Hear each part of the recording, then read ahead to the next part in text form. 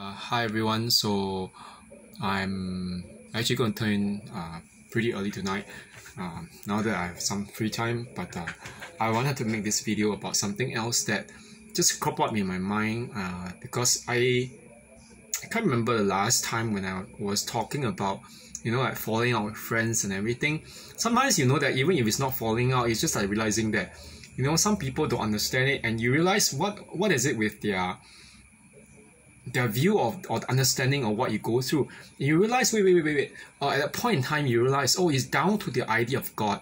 It's a very petty idea of God that if you are going through something, that's because God is either punishing you, something challenging. Yeah, the idea is that God is either punishing you, or that maybe there's something wrong with you. That is why it happens. Okay, it's not like that. Okay. But that itself led me to think about something concerning something that's going on right now. I'm not sure what people know of Singapore. Okay, the one thing is that I have actually said this before, that the seeker sensitive movement has been very strong in American churches in the West, not just in America but in the West in general. So the idea is that modern day, is funny because there's always the idea that modern day Christian churches must now try to make themselves so appealing to the younger people or the younger crowd compared to those who are like in the baby boomer generation, and as a result, like the strange thing is, we all know that the majority of the 4 mega churches here in Singapore, like what was that, City Harvest, New Creation Church, Faith Community Baptist, and even Lighthouse Evangelism. Yeah, these 4 mega churches they're known to be seeker sensitive because of all their the methods by which they use to recruit members. But the problem is this: I'm going to talk a little bit more about this thing concerning this one thing that runs throughout all 4 of these churches, okay, which basically made me decide, I'm done, okay. I was done a long time ago, but I'm done. I'm not even going to visit y'all and your churches, and neither am I going to call y'all Christian. Sorry, okay. I don't want to insult you, but it's just the way it is, because okay, there's a thread that runs through, because the funny thing is, even with regards to Faith Community Baptist, which is I used to be there for like maybe 6 years or so. It was like long time, from 1996 or 5 or 6 years. Yeah, from 1997 all the way till around 2002. Yeah, 2002. And the thing was 2002, 2001. Yeah, around there. So the thing is this. I have so many disagreements with them, but the one thing that kept on repeating and I've been hearing over and over again was the idea of speaking in tongues. All these 4 are tongue speaking churches, regardless of what denomination or whatever they claim to be. Okay, like in Lighthouse is I think Pentecostal or Charismatic. City Harvest is like a Pentecostal, but it's not. But it's not affiliated to any. It doesn't answer to any denominational body, and New Creation again also doesn't answer to any denominational body, although it claims to be Pentecostal. Okay, and one thing is the speaking in tongues thing that really bugs me. Even before I was in Faith Community Baptist, I was in the Charismatic. That was another, it's a non-denominational but charismatic church. And with all justice to like to Faith Community Baptist and even Charismatic, that they were teaching from the Bible, but there were some points that really made me start thinking. When you hear speaking in tongues, there was the what do they use to justify this idea of speaking in tongues? They use the Book of Acts, and then the what was that? Yeah, 1 Corinthians, especially the part about the gifts in chapters 12 and 13. Yeah, I think so, if I'm not wrong. And there's this whole thing about even there's one part where they claim that, oh, like there are two kinds of tongues. Tongues is like human language, and then the other one is that where they claim that there's a tongue of angels which is so perfect that it doesn't sound like any human language. But that was one thing. But that in the book of 1 Corinthians, when Paul was talking about, said, even if I speak with the tongues of angels, it's a hypothetical if. Okay, it doesn't mean that there really is that anyone is able to really speak it per se. It was a hypothetical thing. So the conditional, okay, that tense is the conditional. If I'm not wrong, I have to check what tense there is in Greek, but in English, the closest equivalent is actually conditional, and using a conditional doesn't necessarily mean that something has existed at all. Okay, it's just a hypothetical thing. Okay, and so but just listening to what people in the tongue-speaking churches are doing, I really, funny thing is this, there are linguists who went to all these tongue-speaking churches. They actually did recordings. Okay, they did it on obviously on the slide, because if you were to really go and ask for permission, I don't think the churches will grant it. But they went in, as supposedly as worship to so-called worship, and then they recorded all the things, and they did this is the one thing that all linguistic scholars and professors, researchers will do. They record that thing that's being the utterance, and then they'll analyze patterns to form like to form certain principle to gather principles about syntax, structure, vocabulary, and all this. And they realized that when they were analyzing all these so-called utterances of speaking in tongues in our modern day charismatic settings, okay, I'm waiting to hear someone tell me that go into all these charismatic churches and do a recording, okay, or what they say.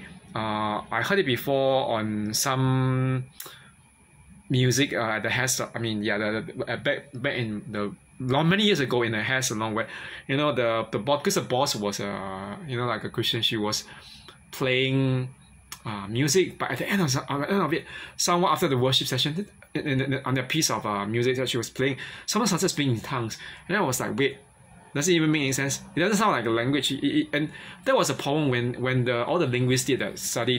They realized that all the utterances that they recorded, none of them made any sense. Okay, it was all just basically random sounds being put together.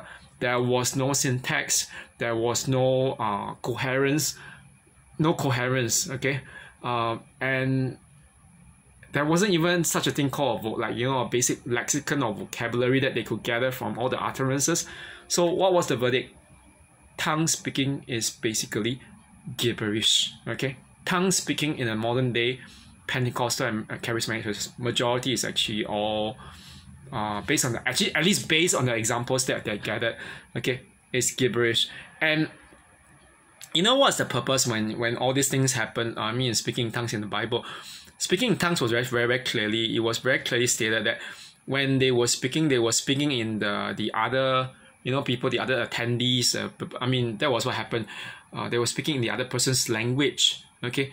And then even if they were speaking in some other language, the person who was in that particular worship or service or whatever could understand it, okay? So the person was saying, why is he or she speaking in our language?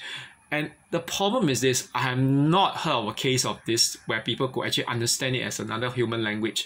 The history of the tongue-speaking movement, it started from the Azusa Street Revival in somewhere in California, in America, yes. And that was during the early part of the 20th century. Yeah, sometime, I think, was it during the World War I, World War II period. Yeah, around that period.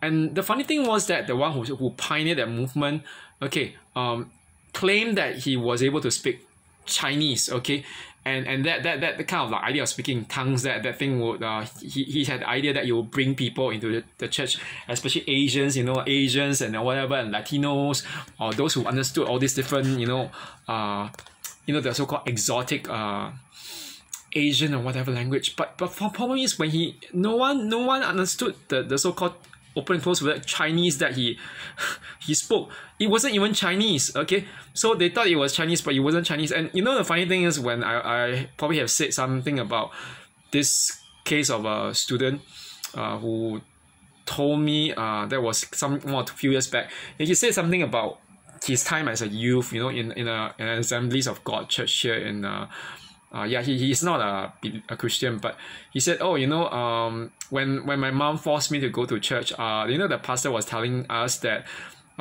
he was speaking Hebrew, but something like the Santa, what the yeah, you know, the kind of whole thing. Then I was like, wait, that's not Hebrew.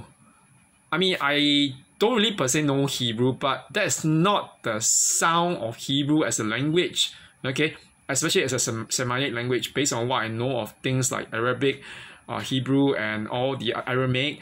There are no like audible or legible sound of Hebrew. So, and the funny thing was this, because obviously if the pastor can say that he is speaking Hebrew when he's so-called empowered by the Holy Spirit, but that is not Hebrew. And I was like, oh, does the pastor even know what Hebrew is? Or is he trained theologically to read Hebrew, biblically? It doesn't sound like that from the sound of it, because you know, this is the problem. A lot of the, was it the Pentecostal or AG churches? I mean, quite a lot of them. There's a lot of biblical illiteracy, so there's not even much of like this understanding of what is going on in like, they don't even know how to read Greek or Hebrew, which are the two main languages of the Bible. And no, it's funny because you know that actually I probably haven't told many people that one of the key figures who was actually very seminal in my decision to actually leave the evangelical church permanently for good, and then to turn to Orthodoxy, Eastern Orthodoxy, was the very, you know, the whole, you know, the person, one of the few people was actually the late what's it, his name? Elder, now he's canonized as saying Elder Saint Pasios, Piasios of the Mount Athos. Yeah, he's one of the formerly one of the monks in Mount Athos. This was actually one of the he's now canonized as a saint, okay, in the Eastern Orthodox Church, especially the Greek Orthodox Church. He was born in this area, in this particular town, which would have been considered a part of Turkey, but it was actually a Greek community. And as you all know, historically at the point in time, was it the 1910s, around the period, it was at the aftermath of the, you know, the crumbling of the Ottoman Empire and everything. Basically, that area was predominant, that there were predominant Greeks, and one thing was that there was a choice made by the Turkish government. It was actually given to them by the Turkish government. You could stay on, okay, but there are certain things you have to do, and you'll be treated as a minority, and maybe, I don't know, like there's they'll be treated as a minority, or you could, you know, move to Greece, okay, where you can, you know, freely practice your Christian faith, okay, as an Eastern Orthodox. And then I think the last option was because at that point in time Greece and Turkey were also at war. There was the last one wasn't a very good one. It was actually obviously death, execution for faith. And at that point in time, I think more than 20% of those the Christian population, that especially mainly the Orthodox population, was actually at least around 20%, I think around 20% of the population in that period of time. And because of all these policies, a lot of them actually moved over to Greece. Okay, and Elder Pasios was one of them.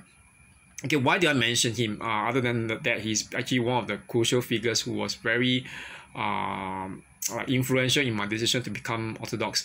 Okay, there was one thing about him. He is known to be a saint, but there are many miracles that he performed. I think one of the few miracles that I think is a real miracle, because other than his being able to heal different people, heal, not kill, but heal, okay, to bring about their recovery, everything, and there was other miracles like this. There was also this thing about him being able to supposedly some of the Greek Orthodox would say that he was actually at different places at one time, and they reported that. And then that was while he was still alive, yeah.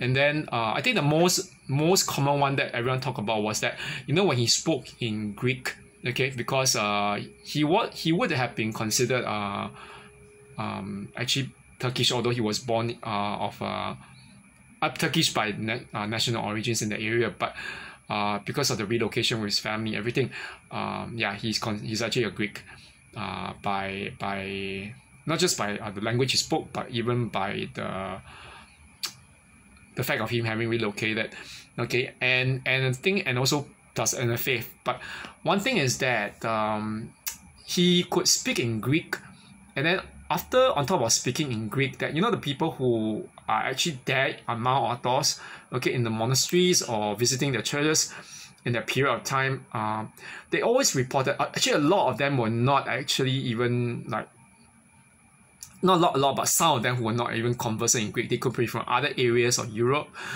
They were like Orthodox pilgrims. They reported that they could actually understood what he was saying in Greek, although they didn't know any Greek. It was kind of a miracle, and it's not just like one or two random cases. It was quite a lot. So that was actually that is actually the closest you have in terms of what is happening in the Greek Orthodox Church or even Eastern Orthodox Church to the what happened in the Bible, in the book of Acts, because that was what exactly happened. People spoke in their own languages, or even in other languages, human languages, okay, not those, you know, random occurrence and random sounds, and when they spoke, okay, these languages were actually understood by other people who knew that language, and not just that, but even by other people who did not know that language, who were from other areas. They were enabled by God, okay, that they could understand it, okay. So there's a real difference between, let's say, what this occurrence that, you know, like in the case of like the Orthodox Church versus what you hear in all those, you know, like Charismatic and Pentecostal churches, okay. So anyway, that's just my 2 cents worth for it. But I don't really know about the rest of the other so-called miracles or signs and wonders that they do in the, you know, in the Pentecostal and Charismatic churches, because to be honest, a lot of them are just really nonsense, you know.